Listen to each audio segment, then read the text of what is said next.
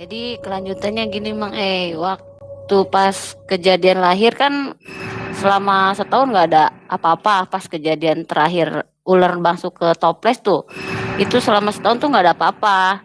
Pas hari ulang tahun anak saya yang setahun, itu didatengin Nyai lagi. Itu dateng pas malam mau jam 12 pas mau ganti hari ke hari ulang tahun dia. Itu datang. Terus nyampein lagi, titip anaknya, titip anak saya juga, jangan dipisahin. Pokoknya didik yang benar, sekolahin yang benar, agamanya apa semuanya itu harus benar-benar ibaratnya pokoknya diajarin yang baik-baik lah gitu. Pokoknya di safety banget tuh ngurus anak tuh gitu. Terus ketika umur 2 tahun tuh pertama kali ketemu sama kembarannya Mang Waktu itu saya heran, nggak kayak anak biasanya. Kalau umur 2 tahun kan lihat temennya yang di luaran lagi main gitu ya, itu kan suka ikut-ikutan, ikut main gitu. Kalau dia enggak, itu ada temennya Mas, main keluar nggak mau. Manggilnya Mas ya? Mas, manggilnya Mas. Cuman bukan yang saya panggil Mas tuh anak saya. Karena waktu posisinya 2 tahun tuh belum sama sekali lihat kembarannya belum. Nah, ketika aku punya keanehan sama anak aku, kan anehnya nggak pernah main sama orang-orang yang di luaran tuh. Dia main sama kembarannya aja tuh Mang Cuman aku anehnya emang kok anak tuh main sama siapa kayak temen hayalan tuh. Cuman aku nggak lihat waktu itu, belum lihat tuh. Karena sayanya penasaran, saya tanyalah anaknya, Mas, kamu main sama siapa? Sama temen emas, katanya gitu. Temen emas yang mana? Ini katanya. Temen dari mana? Orang udah ada kok dari dulu, katanya gitu. Entah kenapa dari hari itu, dari pas detik itu anak saya bilang kayak gitu, saya ngeliat anak itu, anak kembaran itu. Jadi bisa lihat? Bisa lihat. Tadinya nggak bisa? Enggak, tadinya belum ngeliatin ke aku mungkin ya. Pas Arya udah bilang begitu, ya udah ngelihat wujudnya, muka wajahnya seperti apa, itu persis banget kayak anak saya. Cuma bedanya kalau anak saya kan ada tai lalat ya di kiri, itu enggak, yang kembarannya tuh enggak ada. Pakai baju apa teh? Apa yang dipakai baju anak saya ya itu ikut ya? Ikut samaan. Cuman bedanya anak titipannya agak bercahaya, agak bersinar gitu. Bersinar kayak ada cahaya tuh, kayak ada, ya saya lihatnya gitu ya, itu bersinar. Pernah interaksi ngobrol dengan si goib itu? Pernah. Apa obrolannya? Pertama saya lihat itu juga saya langsung ngomong, kamu siapa? Maaf, kamu dari mana? Kamu anak siapa? Karena kan saya nggak ngeh ya, udah 2 tahun ke belakang kejadian itu kan aku udah nggak ngeh lagi, udah nggak inget-inget lagi. Si kembarannya pun bilang, saya titipan Nyai. Dari situ, oh iya, baru sadar, oh ini loh anak yang dititipin Nyai waktu itu. Oh ya udah, saya bilang, ya udah kalau mau nemenin anak saya, temenin, tolong lindungin gitu. Ngobrolnya seperti apa teh? Kayak manusia biasa gitu? Iya, bertiga. Berhadapan begini? Berhadapan, sambil areanya sambil main, anak saya sambil main mobilan sama dianya juga. Cuman kalau ngobrol sama saya kayak orang yang dewasa tuh Mang Tapi kalau ketika ngobrol sama anak saya ya anak biasa, mobilan gitu, ngeng gitu. Kalau sama aku ya kayak itu baik, ngobrol kayak kita gini. Nah sobat, kebetulan anaknya itu ada di sebelah saya di belakang, tapi nggak bisa kita tampilkan ya.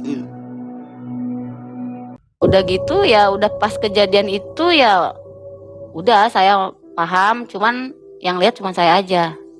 Dari situ sehari 2 hari masih begitu, sampai dia umur 5 tahun pun masih mainnya sama kembarannya itu aja, nggak main sama yang lain. Walaupun ada temen tetangga bawa anak, Mas main sini Mas sama De Indri, nanti kita jalan-jalan kemana, tetap milihnya enggak, mau main mobilan di kamar aja berdua. Cuma ngomong gitu aja. Jadi ya dari 2 tahun ke 5 tahun itu mainnya sendiri aja. Nah ketika 5 tahun, karena saya mau masukin dia sekolah PAUD dulu, saya pengen anak saya disunat dulu. Karena kan Aryanya juga udah pengen sekolah, minta sekolah. pengen ngaji, pengen rajin sholat. Nah udah gitu aku nggak bujuk tuh, aku ikutan sunat masal nggak ikutan sunat biasa umum pada umumnya lah gitu. Kita milihnya sunatan masal gitu. Dibujuk lah anak tuh, mas kan mau sekolah, mas mau ngaji, mau sholat, mau nggak sunat? Tapi sunatnya banyakan, nggak sendiri. Sakit nggak bunda? Nggak sakit. Ya paling sakit sedikit, namanya disunat, dipotong ya pasti sakit, cuman nggak akan kerasa. Nanti ya, mas tanya teman mas dulu, teman mas juga mau nggak ya disunat, katanya gitu. Akhirnya dia ngobrol lah sama kembarannya, depan saya juga. Terus masnya ngomong, mau nggak kamu disunat? Kata. Nanti kamu bisa sholat loh. Terus mengiyakan tuh si kembar, mau.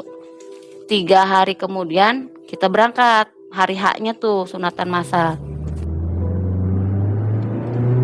Cuman saya di jalan ya, aduh ini gimana ya mikirin si kembarnya tuh sunat sama siapa gitu. Mau manggil nyai saya nggak bisa, kan nggak bisa dipanggil. Kecuali kalau misalkan emang kedua anak itu yang manggil baru datang. Duh gimana ini solusi di jalan sampai tujuan saya mikir gimana ya caranya sedangkan yang lihat cuma aku doang gitu. Pas nyampe pesantren masuk yang lihat dari berpuluh-puluh santri yang bisa lihat cuma Pak Ustadz yang punya pesantren itu ke anak kembar. Oh ini tak anak yang mau disunat, 2 anak ini. Siapa dulu yang mau disunat duluan? Saya kaget dong Mae. Hah? Pak Ustadz bisa lihat tak? Ada apa ya? Enggak apa-apa ya. Saya kan gugup ya, maksudnya. Padahal nggak pernah cerita ya? Nggak pernah cerita. Dari situ saya ngomong sama Pak Ustadz boleh ngobrol sebentar nggak? Saya bilang gitu. Dibawalah ke ruangan, ada ruangan sebelah lagi, ruangan kosong gitu. Terus saya bilang, Pak Ustadz, punten, itu kembaran Arya dari kecil dia ngikutin. Oh gitu katanya.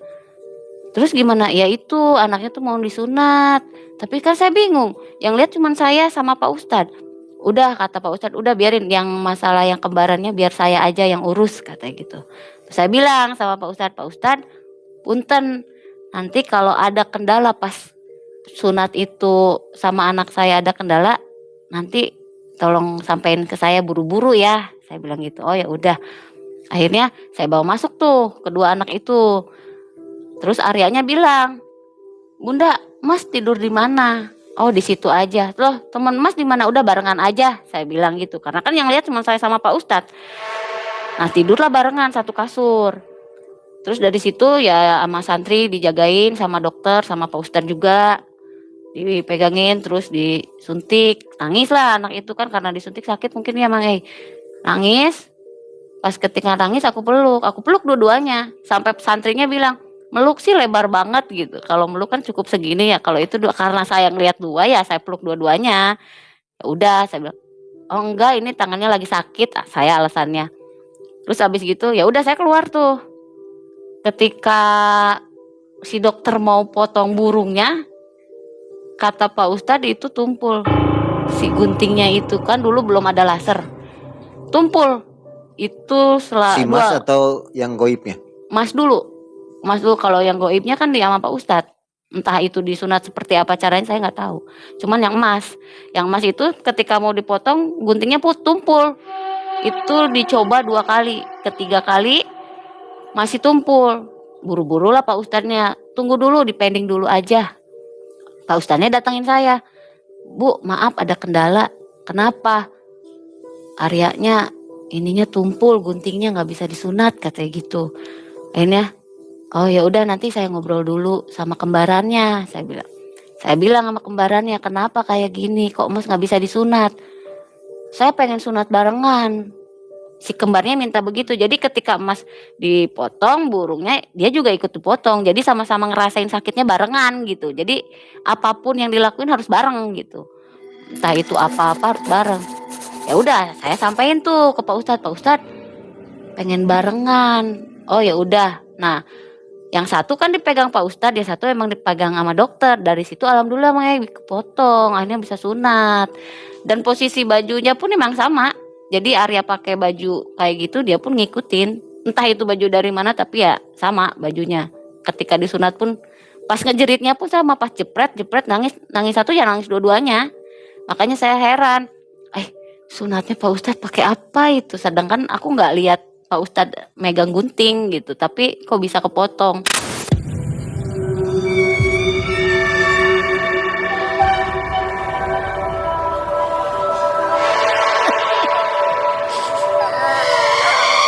Itu dua-duanya potongan itu kan dikasih, kalau habis sunat kan potongannya dikasih ke orang tuanya suruh dikubur.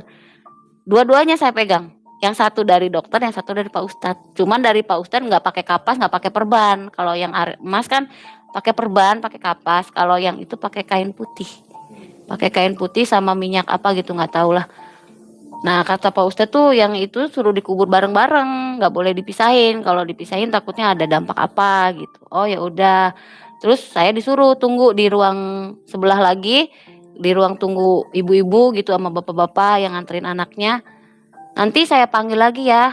Oh iya Pak, nanti saya panggil satu-satu untuk ngasihin apa tuh, bingkisan sama amplop gitu, sama alat sholatnya gitu. Kita nunggulah sama ayahnya di luar. Nah ketika yang lainnya pada nunggu untuk nerima bingkisan itu, saya dipanggil ke ruangan Pak Ustadz, ke ruangan khususnya Pak Ustadz sama suami. Ditanyalah dari situ. Ditanyanya, Bunda, Ibu ngelakuin apa aja dulu sampai anak ini ngikut ke anak ini gitu, ke anak Ibu.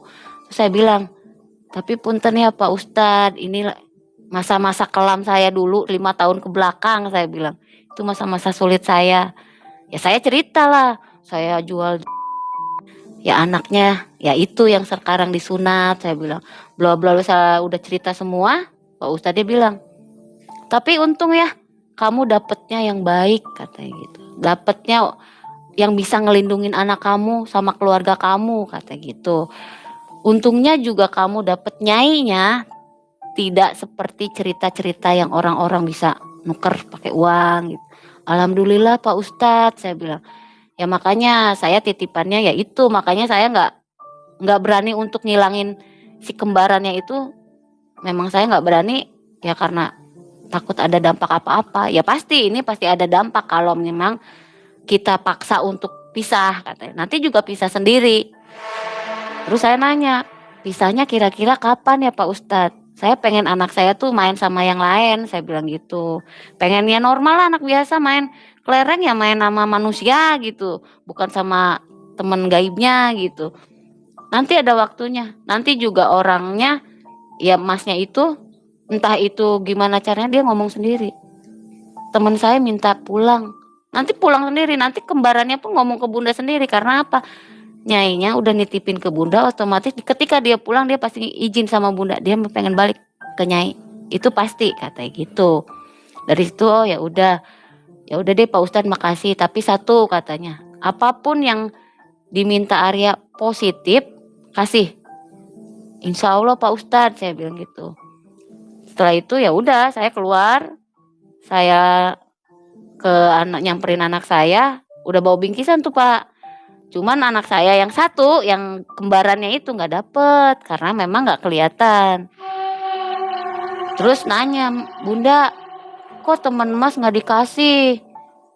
Masa Mas aja sih yang dikasih, kata gitu. Oh, kalau buat kembaran emas nanti dari Pak Ustadz itu lain soalnya.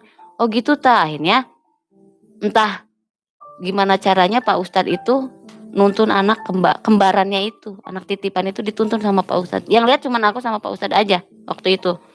Jadinya ya saya nggak tahu apa itu diapain sama Pak Ustadz, tapi alhamdulillahnya ketika balik senang anaknya, kembaran itu senang. Bunda saya senang di sini, saya pengen pesantren di sini sama emas gitu. Sampai membujuk Arya, Mas pesantren di sini aja, Pak Ustadznya baik. Itu depan saya ngomongnya sambil berdiri, sampai masa sih gaib pengen pesantren gitu, kan nggak ada gaib yang pengen pesantren. Habis itu ya udah sekarang pulang dulu, istirahat, sembuhin dulu, saya bilang gitu. Pulanglah, istirahat. Kejadian lagi ketika 3 hari setelah sunat, Arya pipis di kamar mandi sendiri. Temennya diem di ruang tamu kan, disimpan sama aku di depan TV, di ruang TV. Dia izin, saya mau pipis dulu, kamu jangan kemana-mana. Dia pipis lah ke kamar mandi. Posisi saya di dapur sama mama, sama orang tua aku. Pas pipis, pas pulang, pas keluar dari kamar mandi itu, kata masnya bilang, kamu jangan colek-colek saya sakit, katanya gitu. Saya heran sama mama, mas, kamu ngomong sama siapa? Itu tuh tuyul, megang-megang emas, katanya gitu. Orang lagi sakit baru sunat masih berdarah, pegang-pegang. Baliklah dia ke tempat tidur yang disediain itu. Mungkin cerita sama kembarannya. Kembarannya marah, dari situ hilang Mang E. Entah kemana, dicari sama emas sampai emas nangis. Kemana teman emas perginya? Nangis, Mang E bener-bener nangis sampai kesegukan tuh bener-bener nangis. Tiba-tiba entah berapa lama itu tiba-tiba kayak ada meledak kayak ban betus tuh, truk. Kalau ban pecah, dor gitu. Itu yang dengar bukan saya aja. Itu tetangga semua dengar. Sampai pada keluar, sampai nggak tahu dadakan atau apa langsung ronda di situ takut ada apa-apa. Dicek keluar ke jalan karena kan rumah saya pinggir jalan. Nggak ada yang pecah ban. Takutnya tembakan polisi, nggak ada polisi. Takutnya ada yang main petasan yang gede, dicek nggak ada. Kita kan keluar otomatis pas dengar suara itu langsung keluar.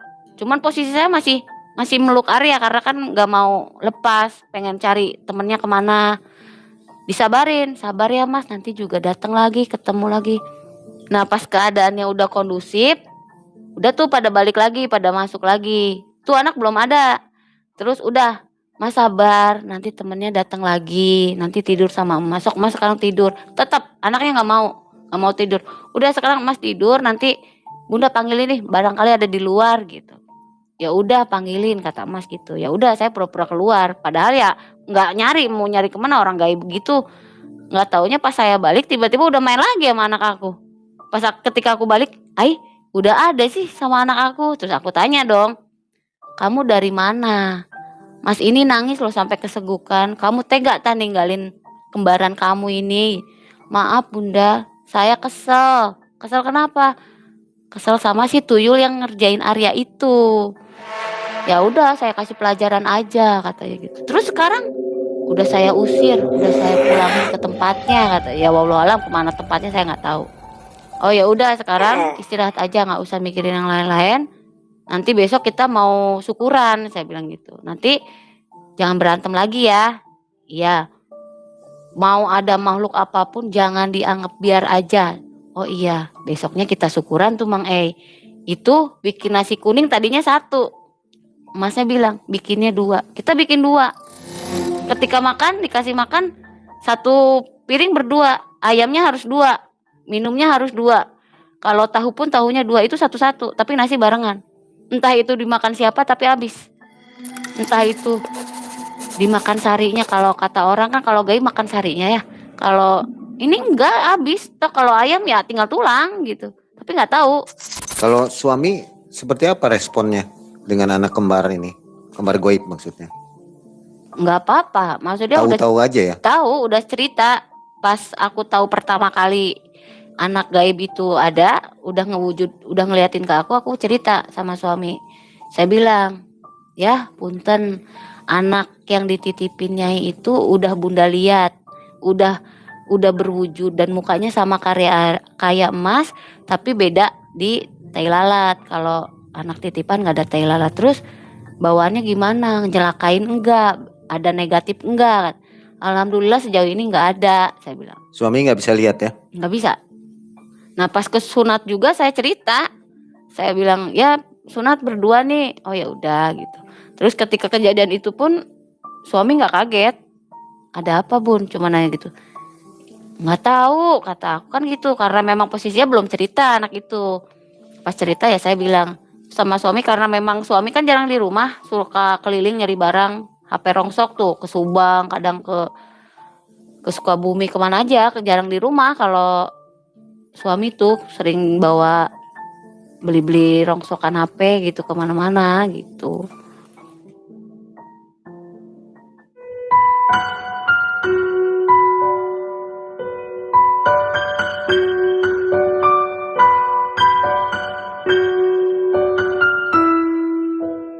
dari pas sembuh itu alhamdulillah keistimewaan satu-satu kelihatan Mang Kalau anak biasa kalau lagi tidur dibangunin itu susah banget. Ketika dengar suara bedug, kalau di kampung kan bedug dulu sebelum suara adzan, itu bangun Mang Sama adzan dia bangun, tapi posisi masih merem Mang Dia tahu posisi sarung yang biasa dia pakai untuk sholat di mana, pecinya, sejadahnya dia tahu. Tapi posisi merem ya Mang Oh posisi misalkan sarung sama sejadah sama pecinya tuh di lemari. Dia ambil, dia tahu tapi merem. Sampai posisi dari kamar ke musola itu dia tetap merem. Sampai ke musola pun kita takut ya Mang takut kejedak, apa takut kesandung, apa dia Mas melek dulu, Mas melek dulu. Aku bilang gitu. Dua-duanya merem. Merem, dua-duanya merem. Tapi tahu jalan untuk ke musola dia tahu. Terus ada ibaratnya halangan kayak kursi misalkan dia tahu beloknya kemana gitu. Itu merem. Ketika melek, ketika dia udah ambil air wudhu, dia udah basuh muka baru melek. Alhamdulillah ibaratnya dia bangun tanpa dibangunin sama kita-kita, dengan suara adzan dia bangun. Kalau kata orang tua dulu namanya durcir, ada bedug langsung ngacir ke masjid. Itu setiap hari begitu, setiap adzan begitu. Alhamdulillahnya rajin sholat, sama si kembarnya pun begitu. Ngaji, kalaupun nggak ngaji sehari atau nggak sholat sehari karena kita posisi di jalan nangis. Dua-duanya nangis. Itu nyalain ke saya. Kenapa? Nggak berhenti dulu mobil. Ya kita diangkot, masa iya disuruh berhenti dulu terus nungguin kita sholat kan nggak mungkin ya Mang Nanti di rumah jadi posisinya nggak mau sholat itu ditunda-tunda gitu. Kalau misalkan adzan ya udah buru-buru sholat gitu. Tapi tetap marah. Marahnya kalau dari si kembar nyentil aku kayak dagangan aku jadi basi. Dia cerita sendiri, dianya si kembarnya cerita sendiri sama saya. Selama 2 hari itu sentilan buat aku dari si kembar. Kok saya bilang ini ada yang ngejailin. Jadi saya seujun sama orang. Saya udah cerita, Mas, kok Bunda dagang basi-basi mulu ya Mas? Gak tahu, kata gitu. Kalau dari Mas kan ke saya sentilannya nggak pernah ngomong, diem aja, ditanya nggak tahu. Mau makan nggak tahu, gitu aja, cukup gitu aja. Cuma dari si kembar sentilannya gitu, dagangan saya basi selama 2 hari, nggak kejual sama sekali. Buka suara tuh si kembar, mau tahu nggak itu basi karena siapa? Karena saya marah sama Bunda.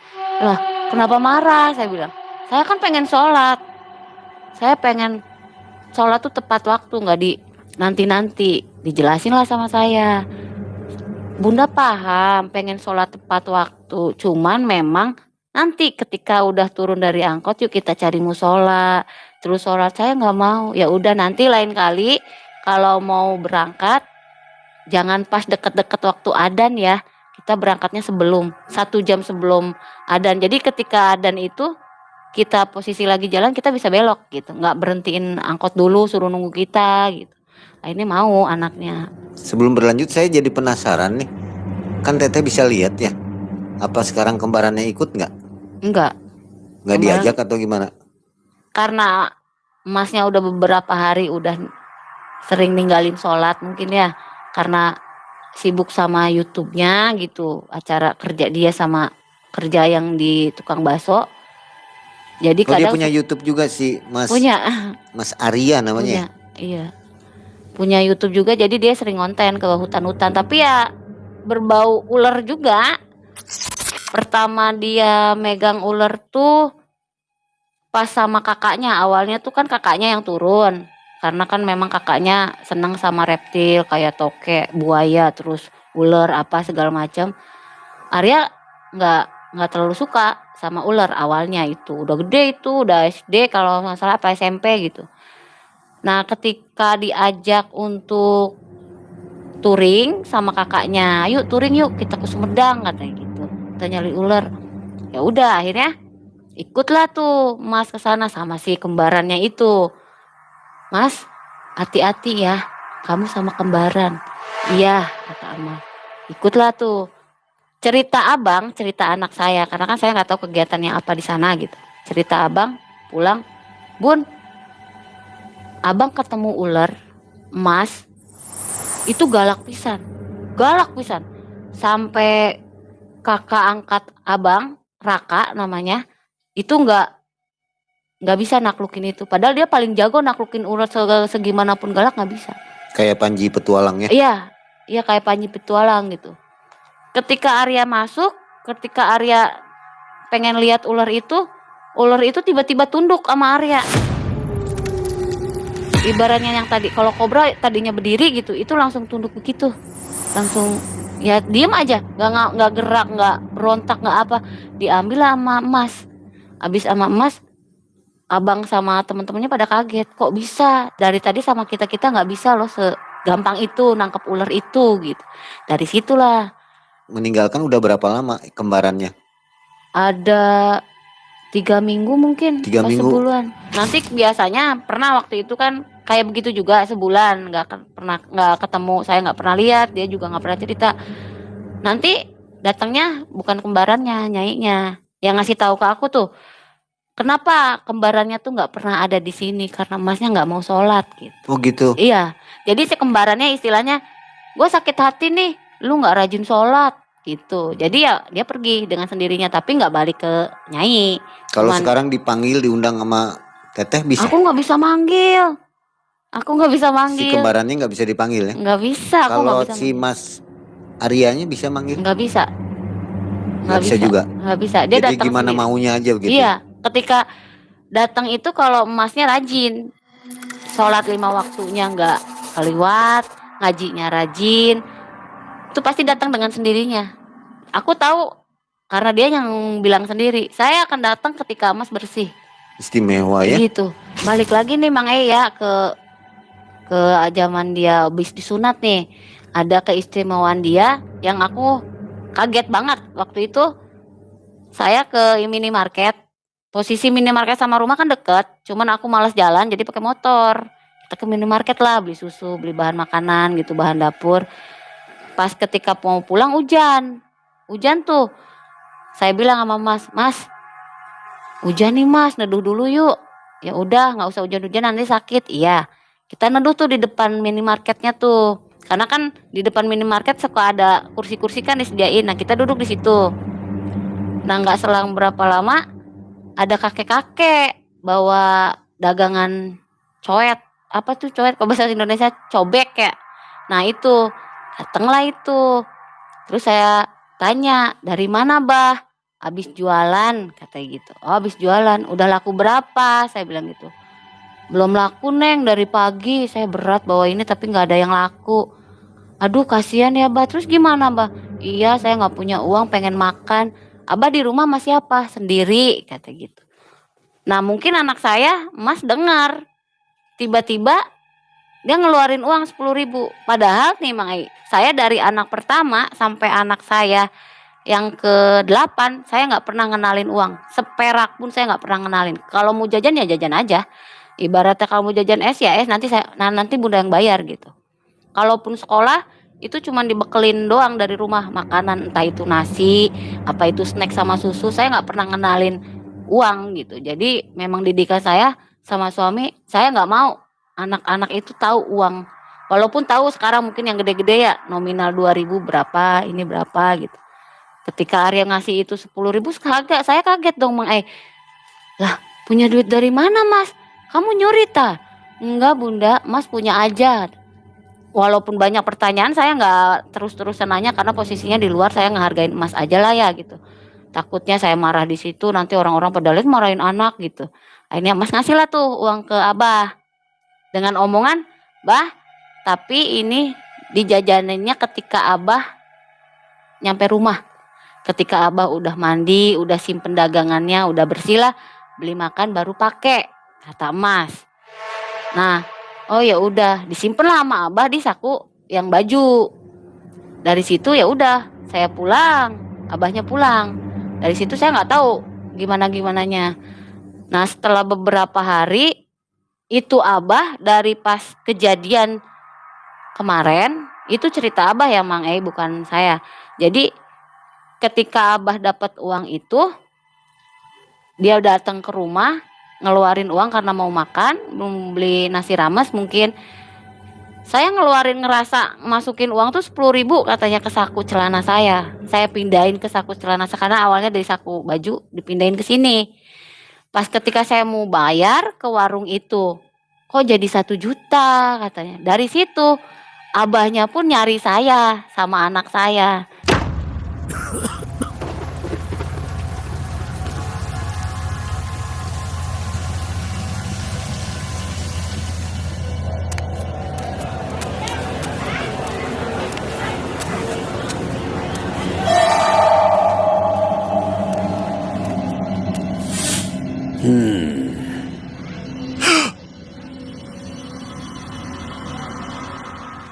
Dengan cara nunggu di Alfa, barangkali suatu waktu saya ketemu di Alfa ini lagi gitu, karena kan memang posisinya saya nggak jauh ya. Dari situ saya kan nggak ke apa-apa karena stok makanan saya sama itu udah saya beli waktu itu, waktu pas pertama ketemu sama Abah. Nah udah lama Abah udah bawa makanan, udah bawa uangnya yang 1 juta itu mungkin ya karena udah dibeliin, jadi nggak tahu tinggal sisa nominal berapa. Saya sendiri dah tuh ke Alfa, nggak taunya Abah ada di situ. Sampai saya nggak kalau itu Abah yang pernah ngobrol sama saya terus dikasih uang sama anak saya nggak pernah ngeh. Cuman Abahnya ngeh. Pas saya mau buka pintu minimarket tuh ditarik saya sama Abah. Neng sini dulu kata. Siapa sih kakek-kakek gitu kata aku. Ada apa Bah? Neng makasih, tiba-tiba meluk Mang tiba-tiba Mbah Abah itu nangis. Ai Abah siapa? Kok Abah nangis meluk saya, kenapa? Saya mau terima kasih sama Neng sama anaknya kata. Emang nolong apa saya? Anak saya juga nolong apa sama Abah? Ingat gak Neng, saya yang jualan cobek katanya gitu. Yang saya dikasih uang 10.000 sama anak Neng. Iya, terus kenapa? Lah ceritalah seperti itu. Terus saya bilang, oh mungkin itu dari rezeki Abah, terima aja. Iya ini saya kasih buat anak Neng katanya makanan, tapi segini katanya karena saya pengen ngasih uangnya aja semuanya dibalikin katanya. Saya cuma minta 10.000 aja. Saya bilang, Bah udah ini buat Abah aja, ini rezeki Abah. Saya bilang nggak usah dibalikin, saya bilang gitu. Udah bawa aja. Masalah Abah berterima kasih sama anak saya nanti saya sampein. Nah udah gitu ya udah saya belanja, Abah pulang. Ketika saya nyampe rumah saya ngomong sama Mas.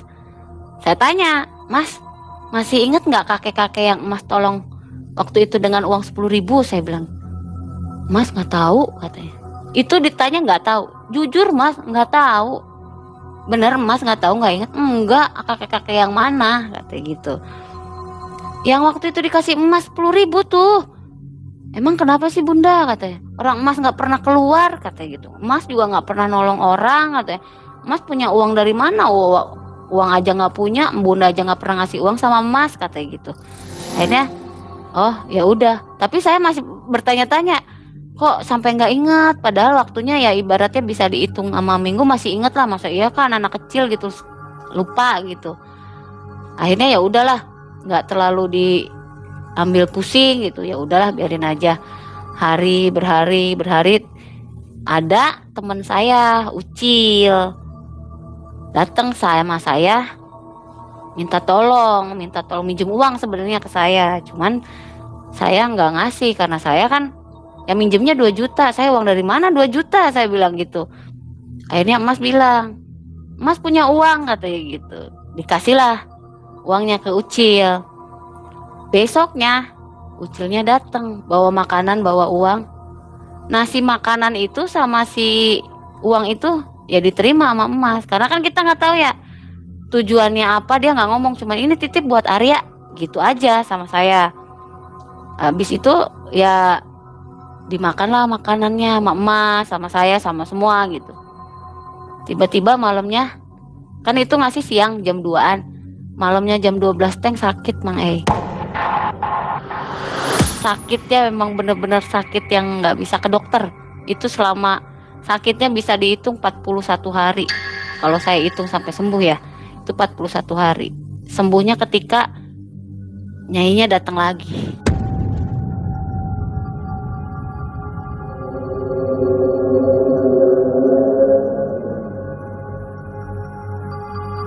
Kita udah berusaha ke puskesmas, ke bidan, sampai ke rumah sakit pun nihil.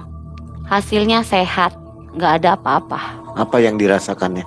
Kayak biasa, panas tinggi, pucet, panas badan, tapi kaki dingin, kaki doang yang dingin, kaki, kaki, telapak kaki. Kembarannya Gitu. kemana waktu itu? Kembarannya ada, sama persis kayak begitu. Sakit juga? Sakit juga. Jadi ketika Arya sakit, dia sakit. Ketika Arya nangis, ikut nangis. Ketika dia marah, ikut marah gitu. Apapun yang Arya rasain, apapun yang Arya lakuin itu sama persis kayak gitu. Itu sakit. Sampai saya bingung. Ini kita udah bolak-balik ke bidan, ke puskesmas, ke rumah sakit, nggak sembuh-sembuh. Apa kita ke orang pinter aja ya? Saya bilang, pernah sempet kayak gitu. Saya bilang sama Mas ke orang pinter aja ya, kali aja ada yang ngejailin, saya bilang gitu. Alhamdulillahnya si kembarnya bilang, jangan ke sana, tunggu aja, nanti juga sembuh sendiri, kata gitu. Dari ketika si kembarannya bilang gitu, nggak lama Nyainya datang. Itu ibarat dibilang kaget, saya kaget. Dibilang saya, Jiko ada lagi, heran kenapa bisa nongol lagi gitu. Saya nggak manggil nggak apa kok nongol gitu. Tampilannya seperti apa? Sama. Masih Biasa seperti dulu? Iya, masih seperti dulu, tapi nggak berbentuk ular, cuma lu biasa aja manusia gitu. Kalau dulu kan sempat ada tampilannya setengah manusia setengah ular. Kalau ini nggak, setiap hadir itu ya gitu, posisinya kayak manusia aja utuh gitu. Pakai baju apa aja teh? Pakai baju hijau, pakai pakai mahkota emas gitu, pakai samping kayak gitu. Tapi bedanya nggak ada delmannya. Kalau dulu kan ada delman, setiap ada delman pasti ada Nyai. Kalau ini nggak, datang sendiri tiba-tiba. Sampai saya nanya sama Nyai, maaf Nyai, kedua anak saya kenapa sakit? Saya bilang, kamu yang salah. Kenapa uang yang dikasih teman kamu itu dimakan sama kedua anak saya? Lah emang itu uang apa? Saya bilang gitu. Itu niatnya nggak baik orang itu, katanya. Ya ibaratnya cuman pengen manfaatin doang gitu. Itu tuh ibaratnya uang haram lah gitu. Itu cuman dimanfaatin doang. Dia dapat keuntungan dari Arya, dia gunain untuk kepentingan yang nggak benar, katanya gitu. Ya dampaknya makanan yang dia kasih dari uang itu, ya itulah hasilnya. Dari situ saya minta maaf sama Nyai, sampai saya nangis samanya, ya Allah Nyai, terus saya harus gimana biar anak saya sembuh. Pikiran saya waktu itu takut anak saya diambil sama Nyai, dua-duanya. Hati seorang ibu, batin saya seorang ibu, ya Allah hancur banget mengai. Cuman ya mau gimana lagi ya, kita pasrah aja gitu. Akhirnya Nyainya bilang, saya akan sembuhin, tapi dengan satu syarat, tidak boleh ada yang tahu kelebihannya Mas. Entah itu mau nolong orang karena dia datang minta tolong ke kamu, nangis-nangis, kamu nggak tega langsung dikasih, saya nggak mau. Terkecuali dia tergerak hatinya sendiri pengen nolong orang itu, silahkan, mangga. Setiap orang yang ditolong jangan dikasih imbalannya tuh, jangan dikasihin ke Arya gitu. Jadi kalau kasih makanan jangan dimakan ke Arya, kasih aja, disedekahin aja, katanya gitu. Entah itu uang, entah itu makanan, sedekahin aja, katanya gitu. Nah alhamdulillah dari situ anak aku sembuh, kedua anak aku tuh alhamdulillah sembuh. Ya aktivitas seperti biasa aja. Nah pas dia mau masuk sekolah, saya daftarin kan anaknya. Cuman didaftarin cuma satu Mas doang, anak aku doang. Karena kan memang yang nyata emas lah ibaratnya. Kalau itu gaib, orang-orang nggak bisa lihat. Dan saya bingung lagi mau daftar anak sekolah tuh. Aduh, mana ini harus barengan gitu. Kalau nggak barengan nanti saya kena sentil lagi. Gimana ngejelasinnya, saya bingung. Saya minta saran lah sama suami waktu itu. Ya, nih Mas mau sekolah, tapi posisinya harus dua-duanya didaftarin. SD waktu itu? PAUD. Masuk PAUD? Masuk PAUD. Saya bingung ya gimana. Terus kata ayah, udah daftarin aja Mas aja, nanti sekolahnya bareng-bareng, katanya gitu. Kan yang daftar nanti ke guru nggak sama anaknya kan suruh main, katanya gitu. Kalau yang mau daftar kan langsung ke kepala sekolahnya, katanya. Oh ya udah, ya ikutin lah sarannya suami gitu. Ikutin saran suami, saya daftar lah, namanya Arya ini segala macam. Saya bilang sama Arya, Mas udah didaftarin, besok Mas sekolah ya. Ya udah, nanti Mas beli seragam udah disediain di sekolah Mas tinggal bawa tas aja sama bekal sekolah, kata. tapi nggak boleh bawa uang, saya bilang gitu. Akhirnya maulah tuh Mas, iya besok semangat tuh Mang dua-duanya semangat banget. Besoknya pas sekolah, kan kalau sekolah harus berbaris dulu tuh, diajarin baris, terus nyanyi apa, terus masuk cium tangan gitu. Itu nggak pernah pisah, tangan tuh tetap megang berdua, pegangan tangan tuh tetap nggak ibaratnya lepas gitu, nggak. Itu tetap pegangan sampai masuk ke kelas pun pegangan. Tapi yang dibikin marahnya ketika di absen, si kembarannya nggak di absen. Marah pas pulang sekolahnya tuh ke saya. Manyun dua-duanya, marah dua-duanya, iya. Sampai pulang ke rumah bilang, kok saya nggak dipanggil Bunda? Kenapa saya nggak dipanggil? Saya nggak didaftarin sekolah tah.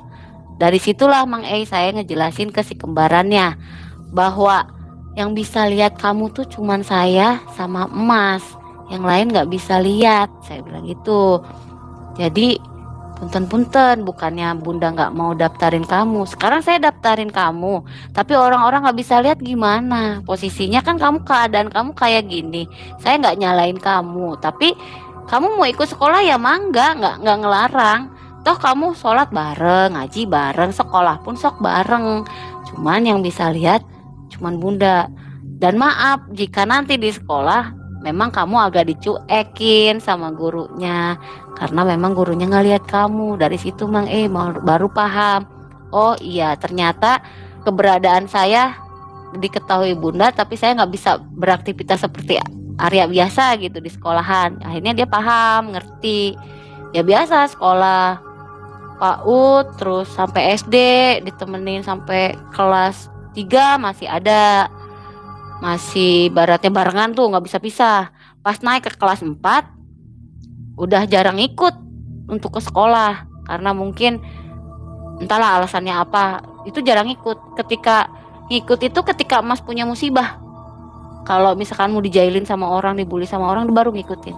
Itu pun saya tanya, kalau ketika Mas naik kelas 4, kenapa kamu nggak ngikutin Mas sekolah juga? Dia tinggal di rumah. Tinggal di rumah, bareng. Nunggu aja di rumah gitu. Iya, sama saya. Begitu si Mas sekolah, Mas kembaran nunggu di rumah. Iya, dia nunggu di rumah sama saya. Ya biasa aja main mobilan, biasa gitu, main peletokan apa-apa gitu. Masnya sekolah. Ketika Mas pulang sekolah, main lagi bareng.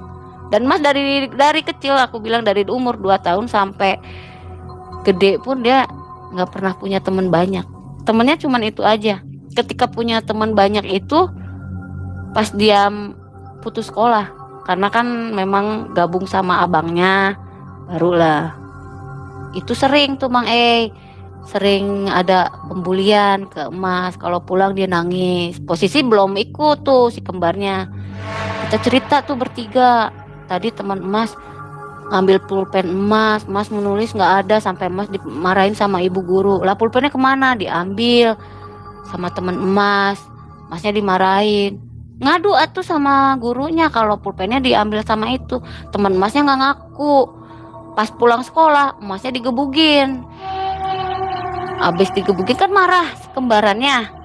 Siapa orangnya? Kata gitu. Ayo sama saya. Yang namanya gaib walaupun nggak ditunjukin orangnya itu, tetap ketahuan Mang walaupun nggak tahu orangnya yang mana, walaupun Masnya nutupin waktu itu, nggak tahu. Besoknya anak itu tangannya patah dengan posisi si kembarnya nggak ada. Ketika pulang dia bilang anak itu tangannya patah sama saya karena dia udah nonjokin kembaran saya nggak terima begitu. Nah ketika pas kejadian itu terjadi, saya ngerasa salah dong sama anak yang udah dibalas sama si kembarannya, walaupun memang orang-orang nggak tahu. Tapi ya saya ada itikat baik datang ke rumahnya minta maaf karena ini dilakuin sama Arya, mungkin karena memang anak sama-sama cowok ya, bandel gitu, jadinya ya maaf, mohon dimaafin. Akhirnya ya paham. Kenapa kok berani minta maaf? Kan bukan Arya sebenarnya. Iya, karena kan saya bingung Mang mau minta maaf karena kan yang ngelakuin anak saya, walaupun anak saya yang kembarannya yang gaib itu tetap anak saya, tetap saya harus minta maaf. Tapi emang kejadiannya gimana, didorong atau gimana? Itu masalah didorong apa, ditendang apa, dipatahin, saya nggak paham. Cuman waktu itu saya nanya sama ibunya, memang ini yang nyelakain anak saya Aryata, kata mamanya. Saya bilang iya, cuman nggak sengaja. Oh gitu, kata bukan sama Arya, katanya gitu. Enggak bu, itu sama anak saya minta maaf. Nah dari situ saya nggak mau berlanjut, takutnya kan namanya orang bertanyanya makin dalam makin dalam Ya, kan, untung nantinya masalahnya nggak kepancing gitu. panjang ya. Iya, alhamdulillah ya udah, namanya anak kan bandel ya, ya saling maafin aja ya bu, katanya. Ya udah. Nah dari situ pas naik kelas 4 SD, kembarannya udah nggak mau ikut. Dan saya tanya alasannya, nggak apa-apa, biar berani aja sendiri, apapun masalahnya iniin sendiri aja, diselesain sendiri, saya nggak mau nolong, katanya gitu. Tapi dengan omongan kayak gitu tidak dengan kenyataannya, karena kelas 4 itu pembulian itu makin sering, sampai Aryanya didorong ke solokan, ke kali, sampai dilempar telur busuk, sampai bajunya kena lem, karena kan di bangkunya dikasih lem apa itu, sampai penuh lem aja bajunya tuh. Itu kelas 4 benar-benar yang bikin Mas frustasi, sampai dia nggak mau sekolah. Saya bilang, kenapa? Ya saya sakit hati, saya dibully. Akhirnya kembarnya bilang, suatu hari nanti saya bantu kamu, katanya. Entah dengan cara apa, kamu nggak boleh ibaratnya komplain lah, nggak boleh melarang saya, karena kamu sakit saya sakit, katanya gitu. Ada satu hari anak saya dijebak, si tanahnya tuh digali, ditutup sama karakas tuh daun pisang kering, itu mau lewat otomatis kan jeblos ya area. Nah di bawah itu banyak beling banyak beling. Itu cerita dari si kembarannya. Ketika pas kejadian itu, emasnya dibikin tidur sama si kembarannya di kelas. Jadi orang-orang pada pulang, dia ketiduran di kelas. Untungnya kelasnya ya nggak dikunci, masih bisa buka tutup gitu. Nah ketika Mas tidur, yang jalan ke situ ya si kembarannya yang menyerupai Mas gitu, Mas Arya, anak aku. Ini anak yang lain yang ngebulinya pun lihat kalau itu Arya yang jatuh ke situ. Bisa mewujud ya. Iya, karena memang untuk nolong Mas, kalau sekiranya bahaya, Masnya ditidurin, kalau nggak dibikin, misalkan dia mau pulang ke arah kanan, misalkan belok kanan, itu diarahin ke belok kiri gitu, kayak gitu. Dan yang belok kanannya berwujud kembarannya itu kayak gitu. Setiap mau celaka yang benar-benar ibaratnya bertaruh nyawa, itu pasti dibelokin sama si kembarannya. Jadi si kembarannya yang ngadepinnya gitu.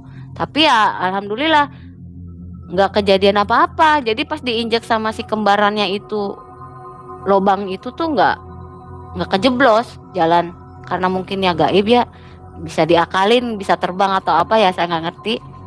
Temennya heran kenapa ini nggak ngejeblos. Ketika teman-temannya nyamperin ke situ, ngejeblos semua, kakinya kena beling. Itu ada yang dijahit 16 jahitan, ada yang 13 jahitan, ada yang cuman 3, ada 3 jahitan itu ada. Pusing lagi saya harus gimana, karena memang mereka lihat Arya loh gitu. Kalau itu posisi pure ngelihat Arya lewat ke situ. Saya bilang sama anak-anak yang ngejailin Arya, kenapa kamu bisa nuduh Arya? Saya bilang gitu. Sedangkan Arya nggak ngelakuin apa-apa ke kamu. Kamu celaka gitu karena siapa?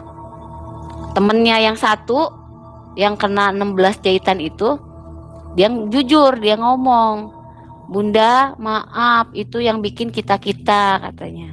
Saya pengen kita pengen nyelakain anak Bunda, yang ngasih pelajaran sama anak Bunda. Kenapa? Emang anak Bunda bandel ta, nakalin kamu ta gitu. Terus sampai temennya bilang, saya iri sama Arya. Setiap guru-guru tuh pada sayang sama Arya, karena setiap pulang sekolah itu jam 11 dia nggak pernah nggak mau langsung pulang sekolah, pulang ke rumah. Dia langsung ngajak gurunya ngobrol, entah itu soal agama, entah soal apa. Terus masalah PR gitu. Kalau ada PR dia konsultasi dulu sama gurunya. Bu, caranya gimana, gini-gini gitu mungkin. Dia iri. Sampai akhirnya yang ngerjain kayak gitulah, mau ngejebak Arya kayak gitu. Alhamdulillahnya ya ketolongnya sama yang gaib itu. Galak-galak ya, jahat-jahat anak-anaknya. Kelas 4 sudah sampai begitu ya. Ya, Kalau zaman sekarang tuh udah masuk ke hukum ya. iya. Bisa jadi Pernah masalah. waktu itu juga Arya dipukul Mang ditonjok itu sama. Teteh nggak laporan ke guru. Enggak, waktu yang pertama-tama enggak. Saya orang tuanya yang datang, ya sama orang tua lah ketemu gitu. Cuman memang waktu itu pernah ditonjok sama orang yang sama juga karena masih dendam mungkin. Ditonjok, Aryanya nangis. Jadi Pernah masalah. waktu itu juga Arya dipukul Mang ditonjok itu sama. Teteh nggak laporan ke guru. Enggak, waktu yang pertama-tama enggak. Saya orang tuanya yang datang, ya sama orang tua lah ketemu gitu. Cuman memang waktu itu pernah ditonjok sama orang yang sama juga karena masih dendam mungkin. Ditonjok, Aryanya nangis. Pulang jam 9:30 pas waktu istirahat, pulanglah ke rumah. Kenapa kamu nangis? Saya ditonjok. Posisi ada si kembar, aku sama si kembar. Ditonjok sama siapa? Saya bilang sama teman emas. Saya samperin dong ke sekolah. Posisi kejadian kan emang di sekolah. Saya ngadulah sama guru sampai si anak itu diberhentiin sekolah karena memang udah nyelakain temennya sendiri gitu. Si kembarnya pun ngebalas lagi tonjokan, entah itu ditonjok seperti apa, tapi dianya sampai hijau ininya sama si kembar. Pukulan goib ya. Ya walau alam ya itu mungkin ya. Nah setelah kejadian itu ya kita kan berdamai tuh sama orang tua. Akhirnya ya udah, akhirnya aktivitas lah seperti biasa. Nah pernah nih Mang kejadiannya 2 tahun ke belakang itu saya ngajak anak-anak saya. Saya anak pertama, anak kedua, sampai anak ke-6 kalau nggak salah waktu itu. Itu kejadiannya hari Jumat tanggal 19, saya masih ingat bulan Mei. Tanggal 19 hari Jumat bulan Mei. Itu ya rencana kita mau makan bakso ya. Saya punya rejeki, yuk makan bakso, anak-anaknya pengen bakso waktu itu. Ya udah saya ke kedai bakso, datang ke kedai bakso, belum nginjek si tempatnya. Kita masih di parkiran, anak saya udah muntah-muntah. Saya pikir masuk angin gitu, apa keracunan apa gitu. Mas kenapa? Nggak tahu Bunda, tiba-tiba mual, kata Arya. Habis itu ya udah nanti minum ya di dalam, saya bilang. Oh iya, udah tuh udah muntah-muntah, saya bawa ke dalam, saya pesen bakso. Habis pesen bakso, tiba-tiba Mas ngepris, langsung diem, tapi matanya walaupun badannya diem, matanya tetap jalan. Kanan, kiri, atas, bawah, samping gitu. Saya nanya, Mas, kenapa? Bunda, kita pulang, di sini penuh, katanya gitu. Banyak demitnya, ayo, katanya gitu. Baksonya juga udah dijilatin, yang udah dikemangkokin tuh, katanya. Nah, abis Mas ngomong kayak gitu, ya kita kan takut. Ya udah, kita pulang karena kita takut gitu. Jadi kalau diceritain masih panjang nih Mang cuman waktunya ya. Waktunya Mang Oke, nggak apa-apa. Nah, Sobat Malam Mencekam ini semakin panas ceritanya, semakin rame ya, seru. Jadi bisa disambung di lain kesempatan, Teh? Insya Allah. Masih banyak ya kisah-kisah ganjil dan istimewa dari Mas Arya. Mas ya panggilannya? Iya, panggilannya Mas. Dan Sobat Malam Mencekam, sayangnya kita belum bisa menampilkan Mas Arya ini ya. Karena usianya juga masih 15 tahun. Karena kita takut sesuatu akan terjadi pada dirinya. Untuk keamanan lah gitu ya. Iya. Tapi dia ada di belakang saya nih. Nanti mau lihat mungkin insya Allah kalau ada acara temu dengan Malam Mencekam ya, ulang tahun mungkin bisa kita tampilkan. Sama Mang ya? Ya, betul. Mang juga keluar. Oke. Nah, silakan komentar di kolom komentar. Kita tunggu apa keinginan dari sobat semua untuk kisah dari Teh Femi. Akhir kata, mengucapkan Assalamualaikum warahmatullahi wabarakatuh. Waalaikumsalam.